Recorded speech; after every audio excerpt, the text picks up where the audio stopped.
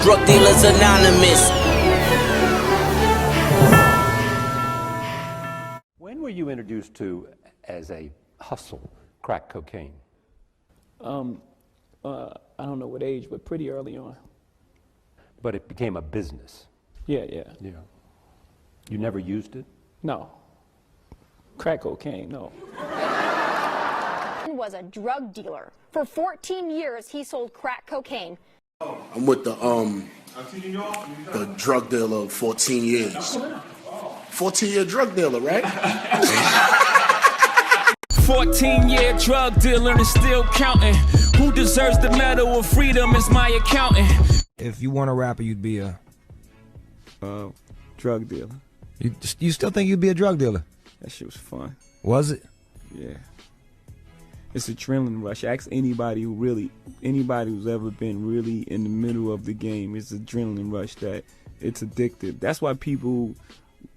It's a very dangerous field. Yeah. Job occupation, but the rush that you get, like, because it's final. It's final. You could be sitting up in the plug's house and the whole thing get raided, and they're not going. They're tough. They're not going to jail. They just start shooting.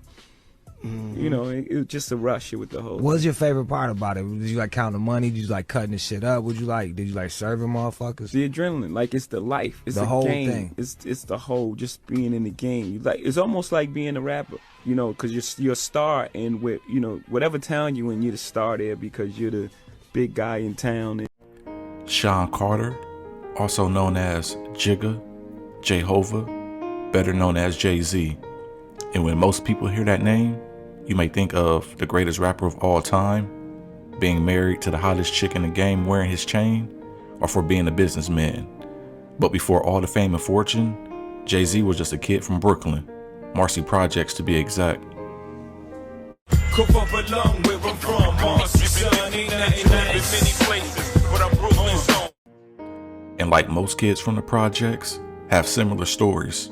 Start off being a good kid, getting good grades. Dad leaves the house at an early age, and to fill that void of missing our father's love, we turn to the streets.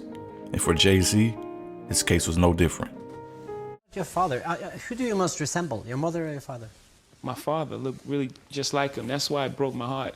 You know, because as a kid, you look at your father, that's like your superhero. You know, no one can beat your dad, right? And so to have that person that I looked up to most in the world removed out of your life is like a traumatic experience, you know.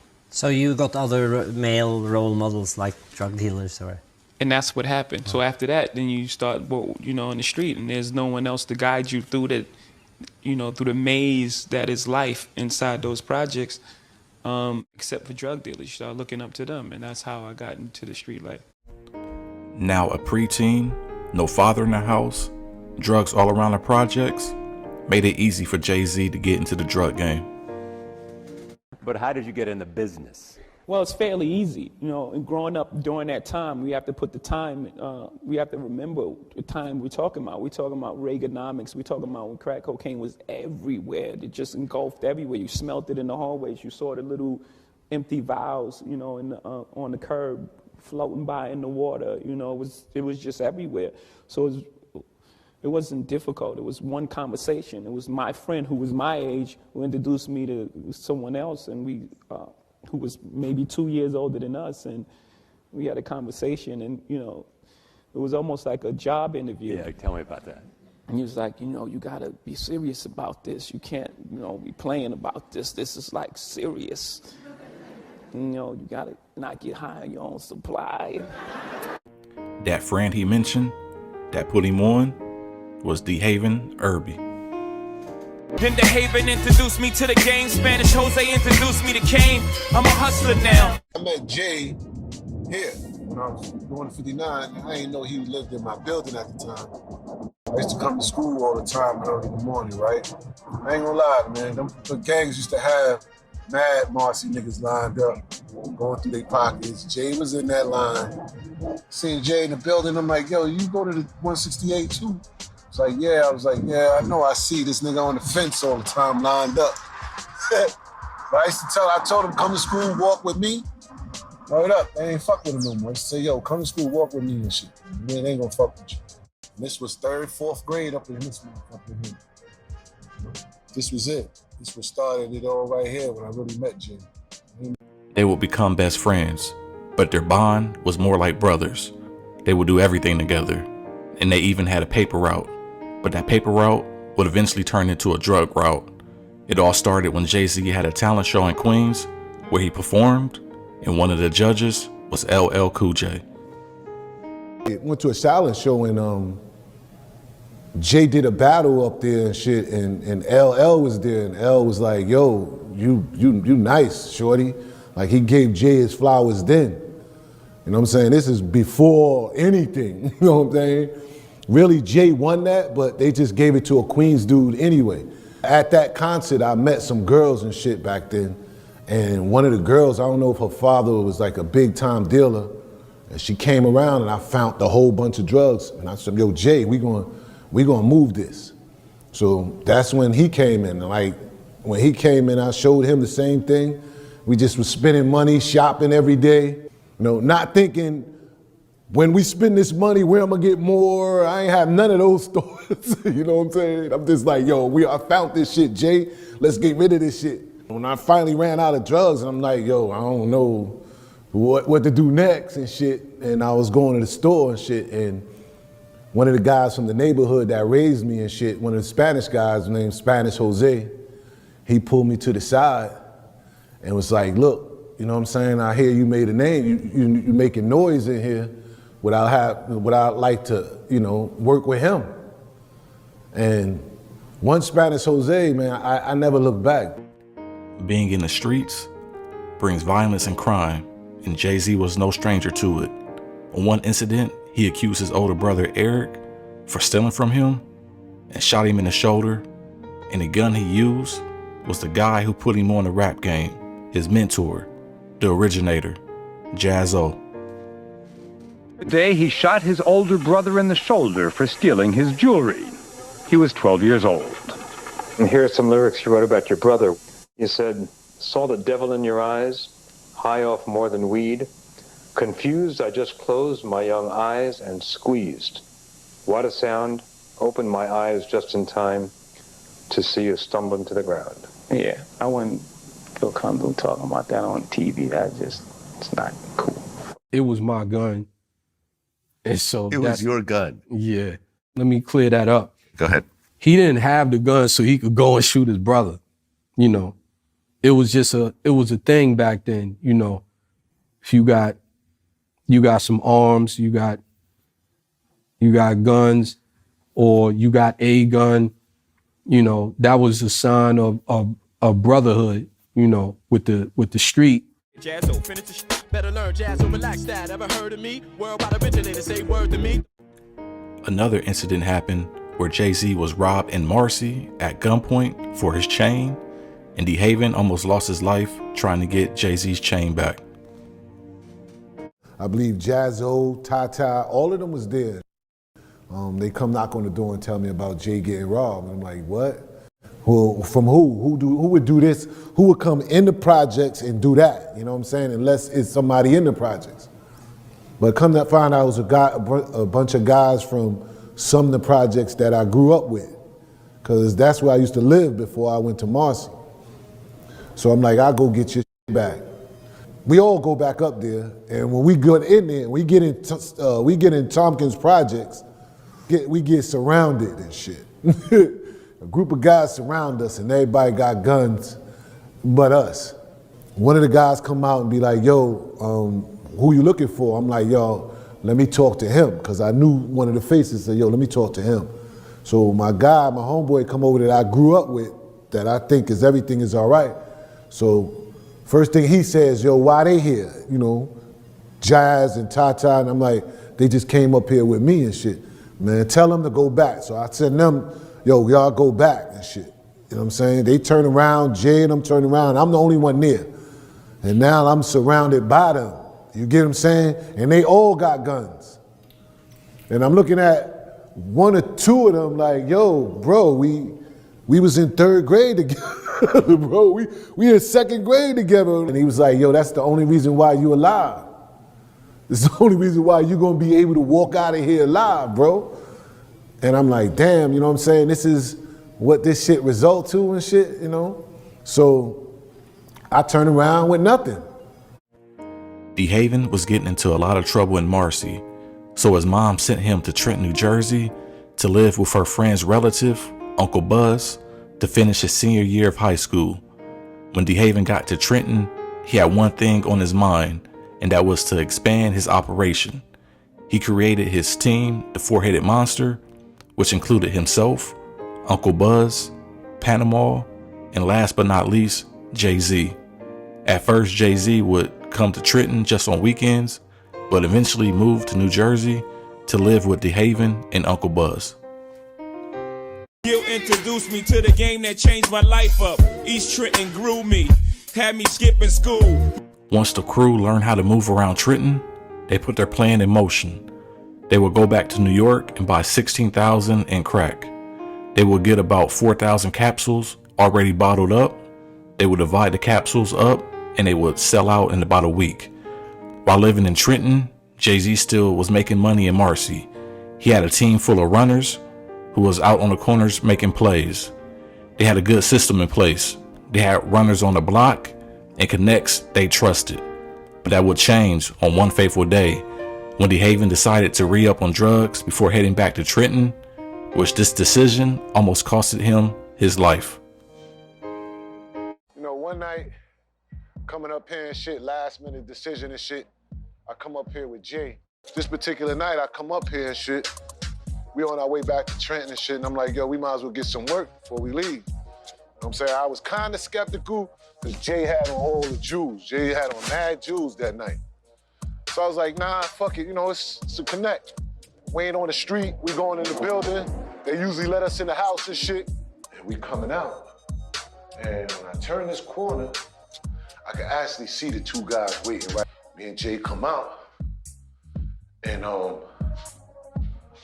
we get by the niggas, though. Then we get by the niggas, we get outside, and that's when the niggas run up on us. They run up on us, boom. Two niggas, you know what I'm saying? I got like 400 and something grams in my pants, wrapped up tight. Jay got the jewels on. When dude like, yo, y'all already know what it is, you know what it is, I was already pushing Jay off the set. I was already like pushing Jay off the set like this. And when I went like this, homie that was standing right here, he grabbed me, stuck it in my back, boom, one shot.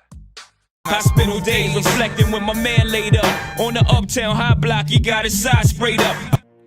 Dehaven would catch a case while in Trenton and had to do a year behind bars. When he got locked up, he didn't leave anybody in charge of his operation, so JayZ decided to step up, and per Dehaven, JayZ did something he was not supposed to do, which almost costed him his life.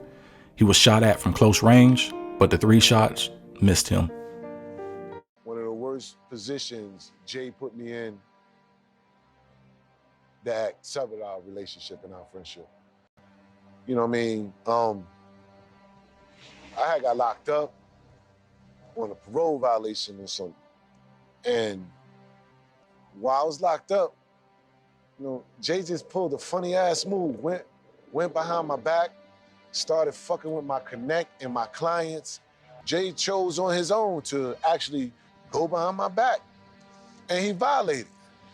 And when he went behind my back and did that, it so happened he got caught by some other folks that I fuck with, and that shit looked shady. My other folks knew Jay wasn't supposed to be fucking with that connect unless I knew, and they knew I ain't know. So they handled their business. They did exactly what niggas was supposed to do under the rules and guidelines when you in this game. So that result to shots being fired at him, that result to him being robbed for some work and all of that. You know, it's a small shit, but it meant something because his life almost got took behind that shit. Gon' box me, homie, I could dodge a jab. 3 shots couldn't touch me, thank God for that. Once out of jail, Dehaven left Trenton and moved to Maryland. Here he met Emory Jones. He introduced Emory to JayZ, and the two hit it off and became friends. The three would become close, and Emory would even come to Marcy to kick it. During this time, JayZ was getting more involved with his rap career, and he linked up with Dame Dash to form Rockefeller Records. JayZ would release his first album, Reasonable Doubt, in 1996. You know, we all know we're a family here at Rockefeller, and you know, we base a lot of our stuff on family-oriented things and being thorough and things of that nature. And you know, we all know that JayZ personifies this, which is why he's actually the franchise right now, and the label is built around him. And for now, you know what I mean. But you know, there's very few cats that take all this fame and all this power, being so humble and nice about it, and we all appreciate that. And you know, on my birthday, I better get all this too. But anyway, you know, Jay's my best friend. I'm not ashamed to say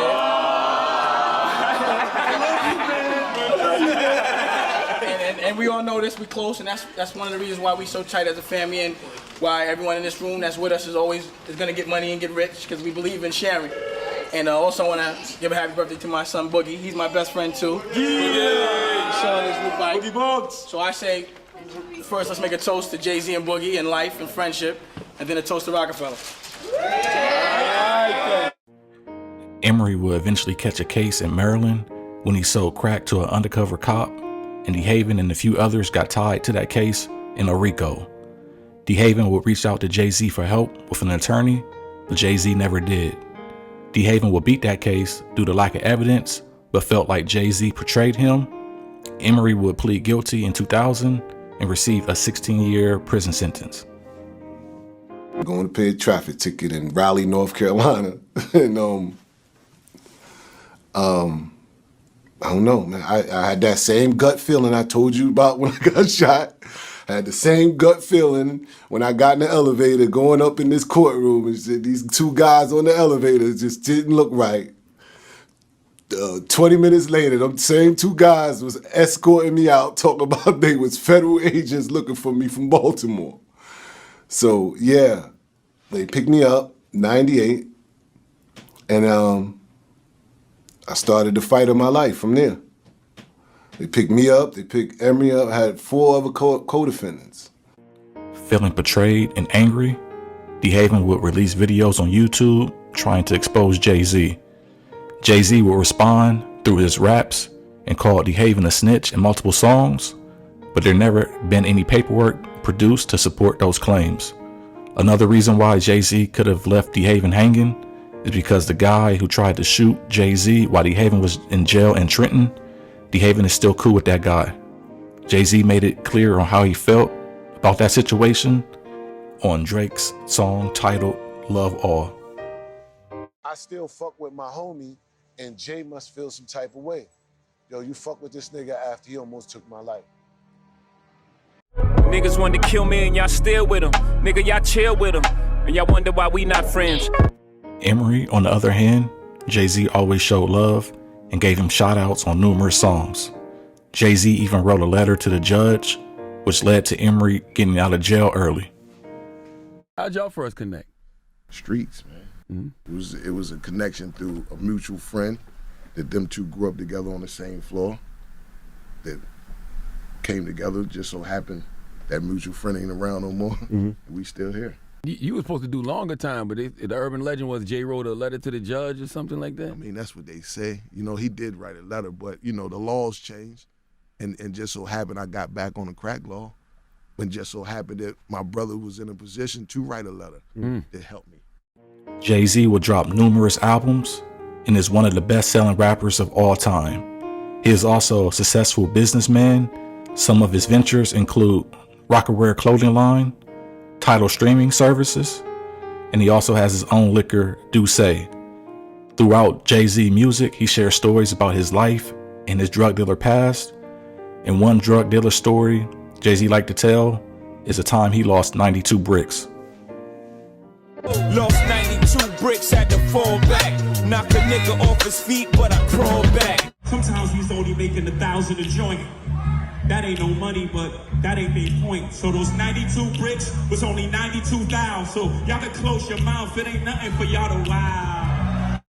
JayZ had an impressive run in the streets and in the rap game. Not too many people could say they sold drugs for 14 years and got away with the record clean, but in this case, we can say, Hove did,